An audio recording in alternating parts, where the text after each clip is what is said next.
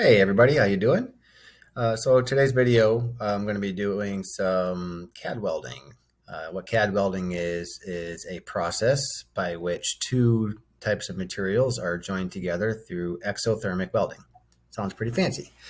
It's a pretty fun product to install, but basically what I'm doing is installing a grounding electrode system for our services at this project that I'm working on, and we're going to be welding some stuff up. So pretty fun to watch. It's pretty fun to do. We don't do a whole lot of it, but when we do, it gains a lot of curiosity. And so I hope you enjoy this video. If you do enjoy it, I would really appreciate it if you would subscribe to the channel, give me a thumbs up, hit that notifications button, and I'm going to keep making content for you guys, and hopefully we all learn something together. All right, thanks. Okay, so I'll show you what we got here is, from right here, you can see the termination here. This is our main piece of switchgear, one of the sections. But here we have our grounding electrode conductor terminated to the grounding electrode bar here in the switchgear. We're still finishing up some connections here. That'll be done today, and we're going to be able to go for pre-power here. I think we're going to call that in for tomorrow or Wednesday perhaps. But anyway, so that runs from here. It goes into a conduit underground.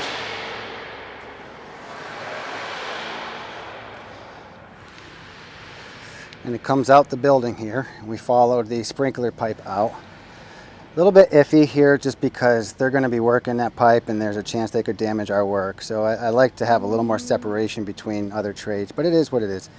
So we come out here, okay? And then that wire, it was terminated to this single ground rod, but I wanted to have this larger ground field out here. So I disconnected it from there. There was a mechanical connection, but the wire was too short. And then, our grounding electrode conductor has to be free from any non-permanent splices. So that's why we welded this all up like this. So we have this first connection here, okay? And then it attaches to this 3-point ground system. We got 3 ground rods. Now the reason they're in triangular shape is just because of, I don't know, reasons. But they're each 6.5 feet apart. So code requires when you install 2 ground rods that they're at least 6 feet apart. And so I just go 6 feet 6 inches. That way, there's no question as to whether or not they're far enough apart. Okay, so we come from the building, come out through the building, and then we make a closed loop around all these ground wires. Now I stripped the insulation off of all this just so that we just get a little extra copper in contact with ground. I mean, why not? The purpose is to get a good low resistance connection to earth in order to dissipate that induced energy from lightning strikes, mainly indirect lightning strikes, but anyway, it's, we want a really low resistance path for that energy to leave electrical systems, and that's the reason why we install ground grids like this. So this is a lot more than we would probably do like in a small commercial structure, or perhaps like your home or whatever. There's three services being served by this grounding electrode grid here, and so I really wanted to go just a little bit above and beyond. The specs don't call for Cadweld. We could have used mechanical fittings. I just wanted something that's really going to last and be reliable, since this one grounding electrode system is serving 3 services, which is a 2500 amp service, two 2500 amp services, eventually 2 1600 amp services. One's installed now, one's part of a future phase, and all that. So anyway, I just wanted a good, reliable system, and that's what we have now. All right, I've been heating this up for a while, so that should be good.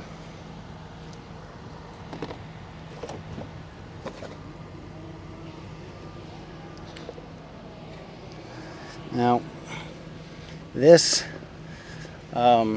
is the box that's coming. You always want to save these boxes so you can have a nice spot to store it.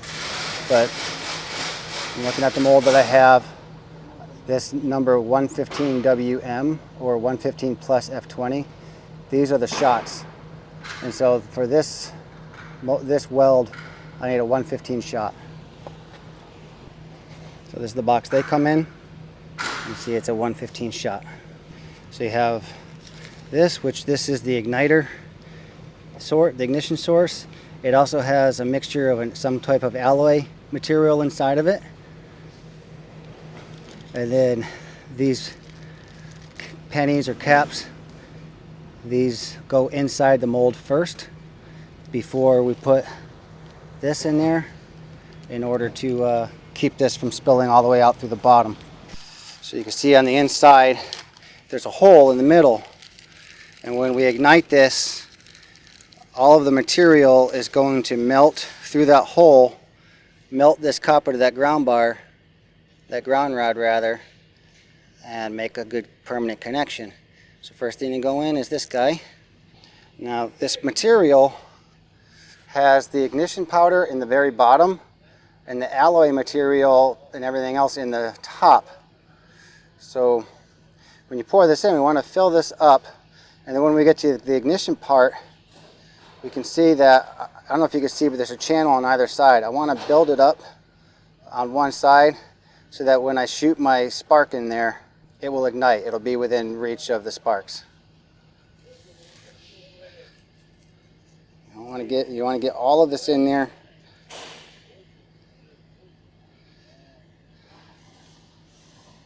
Okay, and you can see it changes color. Kind of spilled out faster than I expected. All right, so there's that. Hopefully I can get a good spark in there. So the darker gray powder is what's going to be the starter, what's going to start the ignition. So I need that near the top. Don't seem to work. There we go. Just give that, actually give it about a minute maybe. Make sure it sets up. But it's probably already hardened enough to where I can open that. But I'm just going to give it a second. Now, when you're doing this, you want to make sure we have a clean spot to set that mold down on, because a lot of times people will get a lot of sand and stuff in that mold. So you need to have a clean spot to set it down, because we're going to have to clean it up for the next shot.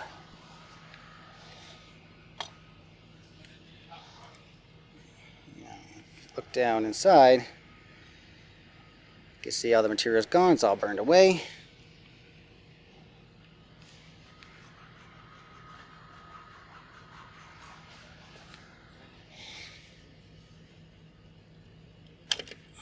That's beautiful.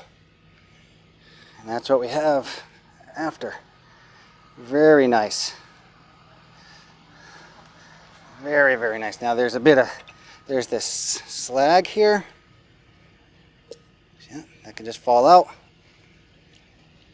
And then, I'm trying to be careful to not let this touch my skin, but all this needs to be cleaned out now before the next one, because we don't want all that nasty material in our next weld. So it doesn't really take a whole lot to clean these off. I mean, preferably I would have like a soft brush, but these towels will do the trick too. Just get the slag off. You don't want to use a wire brush, because a wire brush will take some of this graphite material. The graphite's very soft, and so we don't want to take away any of that material that's tightly fit to the connection and then end up not being able to make good connections on our next one because we've brushed some of that material away. So just something soft like this is what we should use to clean this off. Everybody's really curious because we don't do this very often. I got a lot of people watching.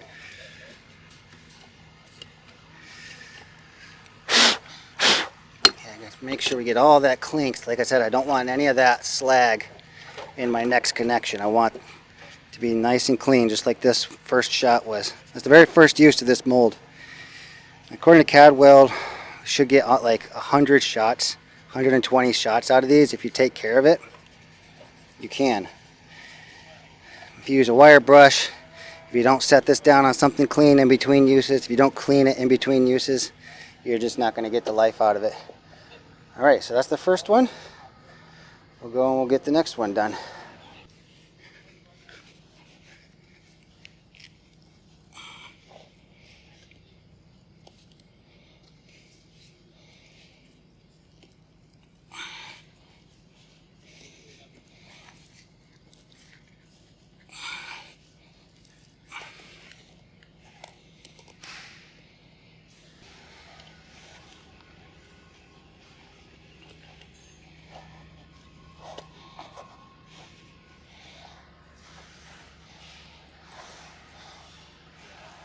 Hey, Daniel, you said you haven't seen this before?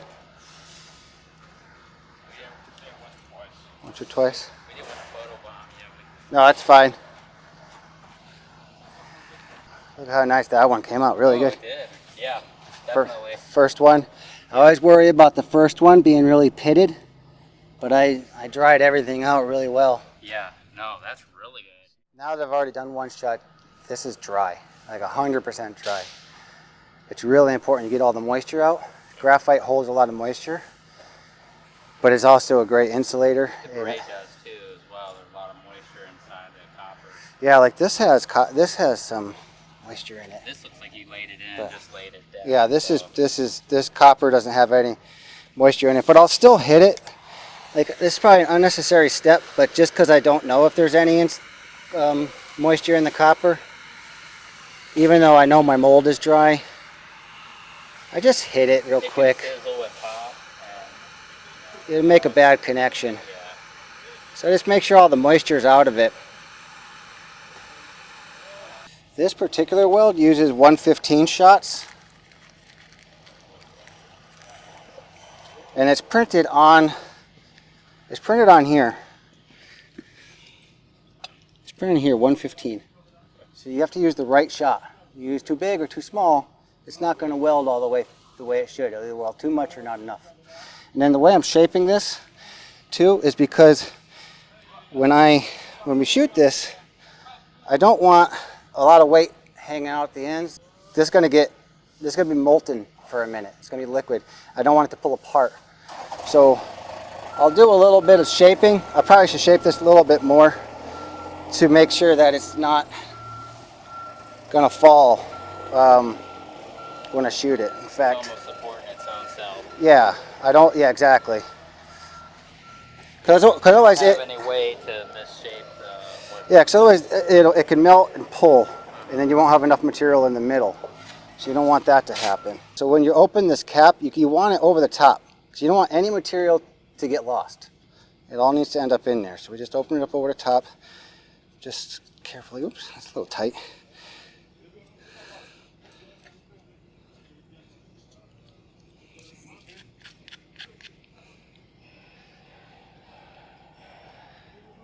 And then I'm going to start letting it pile up to one side as I'm pouring it in. Hopefully I got some ignition stuff there. That way hopefully I don't have to make as many strikes to get it to hit. I think you're supposed to be, I don't know, I guess you're not supposed to be able to shoot in there, but they're a tiny little hole. You just got to get one spark to find its way in there. Oh, you know what I usually I'm just going to go. And it should have, or did it fall? No, it's all in there. Yeah, so usually it's packed in there. These aren't packed at all. Yeah, I was surprised too. But I'll lay a little in there, and I strike, and it drops. It usually drops down in there from that point. Got it. Well, this works too. You just hold this right to the edge of it, and it only takes a couple strikes.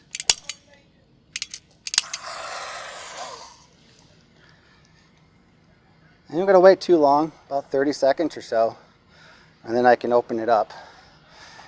But that just got to like 1600 degrees in a moment. Yeah. Doesn't take long. We're ready to open it.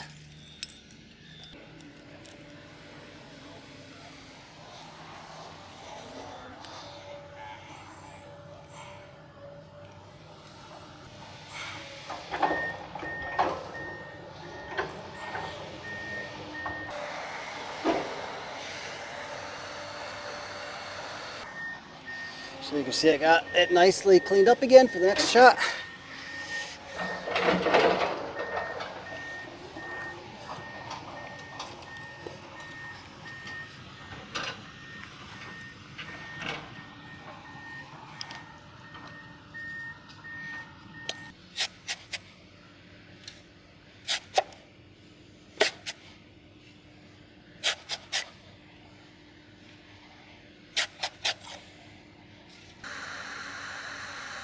said, this step's probably overkill, but I just like to make sure there's no moisture because it'll ruin a shot if there is. Alright. Oops, I got that upside down. Go.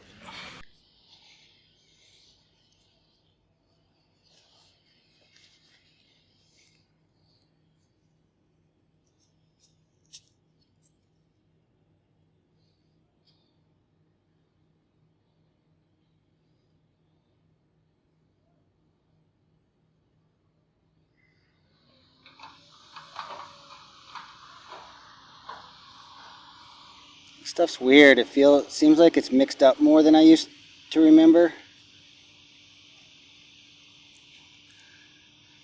Used to be more of a separation of the powder types.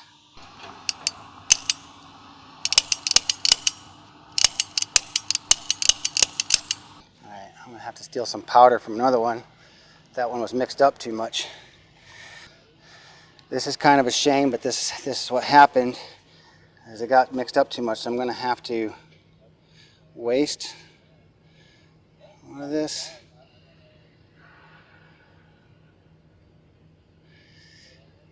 Yeah, see, it's not packed. See that? You can see in the bottom that gray powder, that's what's supposed to be packed at the bottom. Oof. There we go. So you got two mixed up. That'll go now.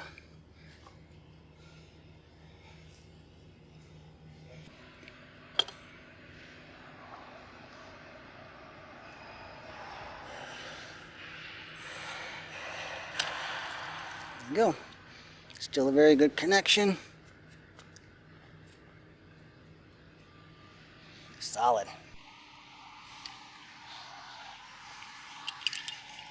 Hopefully I'm capturing this, but so the way that this tool fits to this is you can see that there's four points of connection here and two spots to make a mechanical connection in place.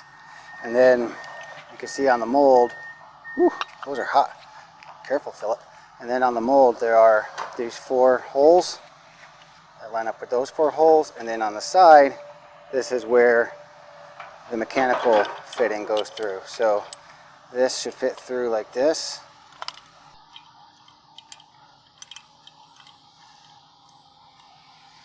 Alright, so I'm going to go and I'm going to run the heat gun on this for a while, get all the moisture out of it. Alright, so this one we're going to be welding these together. And I put some wood down so that the mold won't sit in the dirt. I want this to actually, we should bend this down here.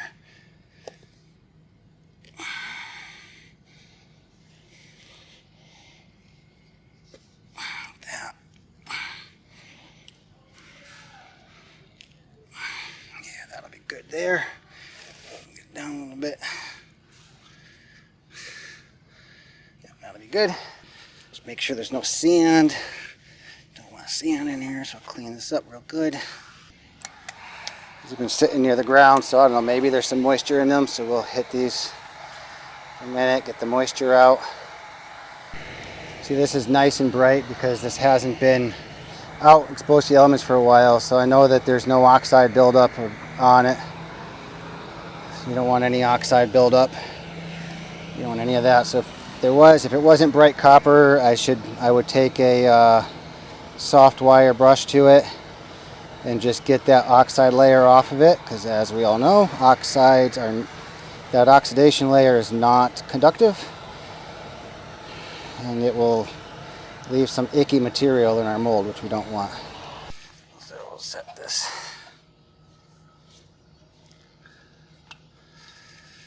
This.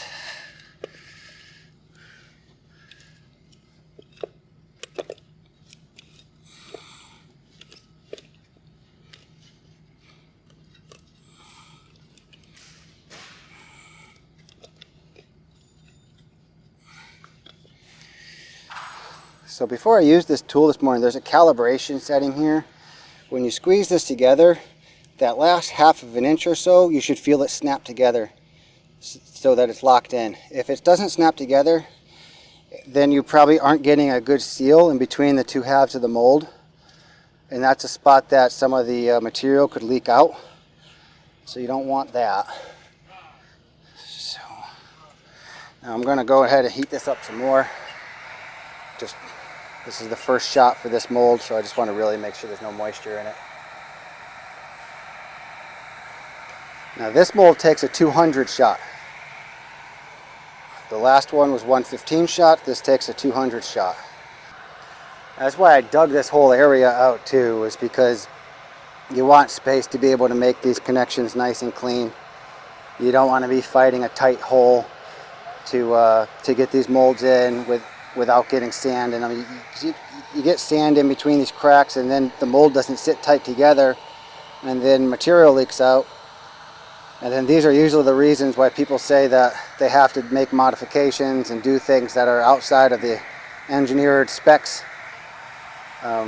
Just follow the engineering, it'll go well. Okay. Oops, I think I got one plate. Put that in. You see this one's a little bit larger too. This shot says 200 on the cap. So there's a lot more material in here for this particular mold. Maybe I'm squeezing the bottom and that's what's causing it to break up as I'm opening it. So I'm going to try not to squeeze the bottom. Yeah, okay, good. This stuff packed at the bottom, so this is going to be better.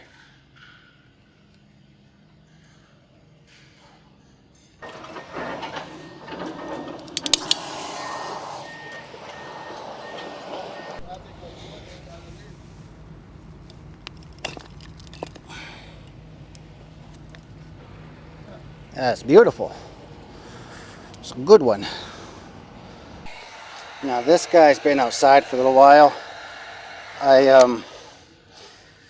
This was attached to an old ground rod for some reason, and it wasn't part of this ground field we're doing now, so I had to detach that. And when I did, there was a lot of water on the inside, so I'm gonna get that out. It's also a little, oh, and there's a little sand in here too, so I gotta make sure I get this all cleaned out. Probably clean that. There's a little bit of oxide layer built up on that, so I want to get that off. Yeah, we're gonna make sure that gets dry and we'll get that oxide layer off. There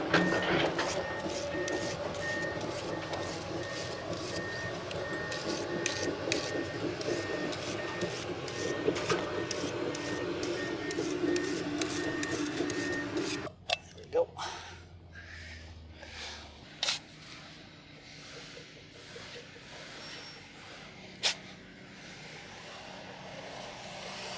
I know I'm paranoid about moisture, but I just want to make sure there's no moisture in the wire, so I'm going to do this one more time while it's in place.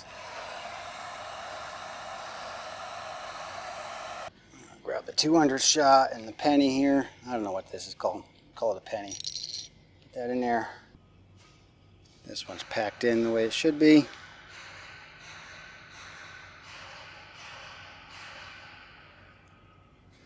Okay, good. That's the way it should be. That powder, black powder, should be packed in the bottom so that you can tap it out at the end.